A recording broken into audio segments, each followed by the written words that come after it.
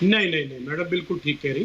देखिए, इस पे मेरा कोई सवाल नहीं है और इस पे मैं कोई कमेंट नहीं करना चाहता कि एसआईटी जो है वो लगातार किसके धुन पे नाच रही है, मैं उस पे कुछ नहीं कहना चाह रहा हूँ, क्योंकि लगातार एक लंबे वक्त से बीजेपी की सरकार गुजरात में है और मुझे लग रहा है जो एसआईटी है जो अपनी रिपोर्ट को सबमिट उसने किया है तो वो बेहतर ही होगा, क्योंकि वहां सरकार लगातार गुजरात में बीजेपी की रही है, पहली बात।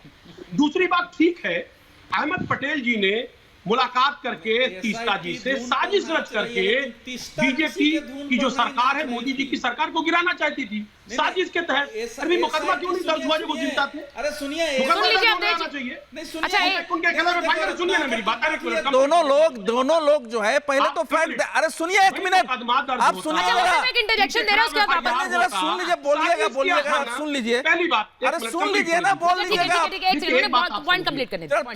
अरे ठीक है, आप दीजिए एक सेकंड बोलने दीजिए, पॉइंट कंप्लीट करिए। मैं केवल ये कह रहा हूँ, बोलेंगे उसके बाद मैं बोलूंगा। मैं ये कह रहा हूँ कि देखिए, सर्वोच्च न्यायालय ने स्पष्ट कहा है कि इन लोगों ने मामले को सनसनीखेज बनाए रखने के लिए, गर्म रखने के लिए झूठे गवाह तथ्य किए, इनके खिलाफ भी कानून सम्मत कार्रवाई होनी चाहिए। ये सुप्रीम कोर्ट का रिकमेंडेशन है। तीस्ता सीतलवाड़, कम से कम एक आदमी को मौका दिया और संजीव, नहीं तो आप अकेले बोलिए, संजीव भट्ट के खिलाफ नहीं तो आप झूठ बोलते रहेंगे तो टोकना तो पड़ेगा। अब आप बोलिए। धन्यवाद। अच्छा एक सेकंड, डॉक्टर अजीज खान एक मिनट, अब दीजिए डॉक्टर अजीज खान। आप तो बहुत देश की बड़ी पत्रकार हैं, आप ये तरीका नहीं है डिबेट करना। डॉक्टर अजीज खान, वो सिर्फ एक इंटरजेक्शन दे रहा था, आपने एक बात, एक मिनट दीजिए, अब दीजिए एक मिनट, मैं बस ये कोशिश। डॉक्टर अजीज खान, उन्होंने कहा, मेरी बात सुन लीजिए सर, मैं आपको नहीं मेरी बात सुनिए। उन्होंने कहा कि एसआईटी तो किसी की धुन पर नाच रही है, लेकिन तीस्ता सीतलवाड़ किसकी धुन पर नाच रही थी? वो उन्होंने कहा कि वो भी तो किसी की धुन पर काम कर रही थी, स्क्रिप्ट लिख रही थी, उसके बारे में जवाब उनको देना था। चलिए एक मिनट प्लीज, मुझे कुछ बात हाँ बोलिए सर। देखिए, दो बातें हैं सुचरिता जी, बड़ी बड़ी बड़ी बड़ी इंपॉर्टेंट बात है।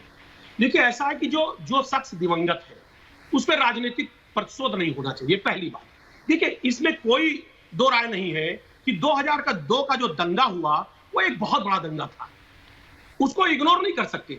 और माननीय अटल बिहारी वाजपेयी जी जो तत्कालीन प्रधानमंत्री थे, उन्होंने कहा कि साहब माननीय मोदी जी को राजधर्म निभाना चाहिए, इसमें इसको भी डिनाई नहीं कर सकती आप, ये कहा और ये स्टेटमेंट जो है ऑन रिकॉर्ड है, एक बात।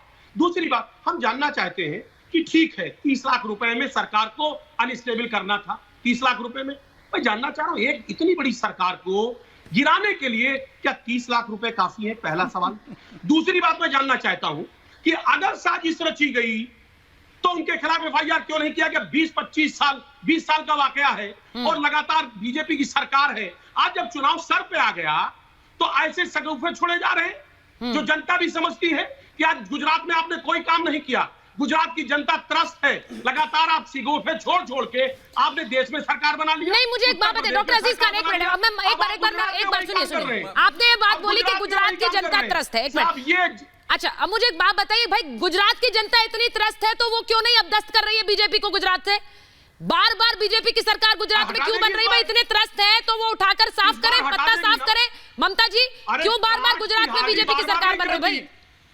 बिल्कुल बिल्कुल सुचरिता जी, धन्यवाद। मेरे भाई साइकिल वाले, मेरे बड़े भाई, मुझे बोलने दीजिए। मुझे पहली बात तो ये पता नहीं है कि ये मेरे बड़े भाई कितनी बार गुजरात गए और कितना रहे हैं।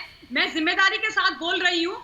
अभी कुछ साल पहले मैं ऑलमोस्ट 2.5 साल गुजरात में रह के आई हूँ, अभी 3-4 साल पहले। और गुजरात में भाजपा से और मोदी जी से जिस तरीके से लोग खुश और जो विकास हुआ है ना, वो आप सोच भी नहीं सकते हैं। क्योंकि परेशानी ये है कि आप लोगों ने वैसा विकास कभी समाजवादी पार्टी के तत्वावधान में यूपी में नहीं किया।